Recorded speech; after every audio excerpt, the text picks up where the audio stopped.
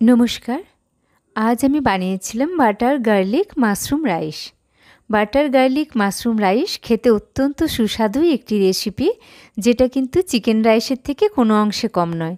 Fresh button mushroom নিয়ে আমি ভালো করে পরিষ্কার করে নিয়েছি। তারপর দেখুন বাটন মাশরুমগুলোকে আমি শুধু আর্ধেক করে কেটেছি, কেটে ধুয়ে নিয়েছি ফ্রেশ করে। তারপর কড়াইয়ের মধ্যে সামান্য একটু সাদা তেল দিয়ে ওই মাশরুমটা তুলে দিয়েছিলাম, দিলাম স্বাদ মতো নুন, একটু নাড়াচাড়া করে ওটা বাটিতে নামিয়ে রেখেছি। এদিকে আমি জলটা ফুটতে দিয়েছি নুন। তারপর 10-15 মিনিট আগে ভিজিয়ে রাখা চালগুলো আমি জল ঝরিয়ে দিয়ে দিলাম। দেখুন চালটা খুব ভালো করে আর্ধেক ফুটেছে। এই অবস্থাতেই আমি কিন্তু এটা নামিয়ে নেব। নামিয়ে জলটা ঝারিয়ে ভাতটাকে একেবারে ঝরঝরে করে নেব।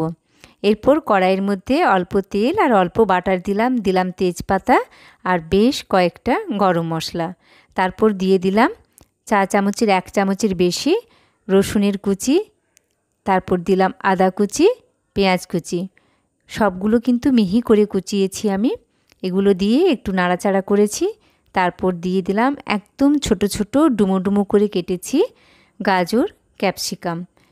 তার সাথে দিলাম মাপ মতো কাজু, কিশমিশ দিয়ে আমি স্বাদ মতো নুন দিলাম।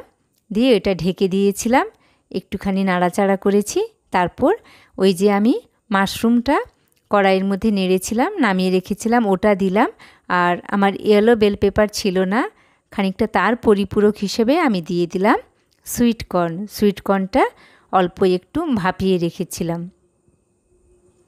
এরপর আমি দিলাম বাড়িতে বানানো 2 চামচের বেশি টমেটো কেচাপ।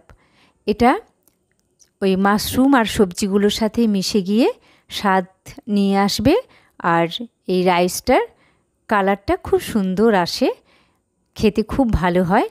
একটু টমেটো সস এর মধ্যে, সেজন্য আমি অ্যাড করলাম। দেখুন অল্প একটু নাড়াচাড়া করেছি, 6 মিনিট মতো নাড়াচাড়া করার পর কালার এসেছে, নামিয়ে নিলাম। কেমন লেগেছে আজকের রেসিপি?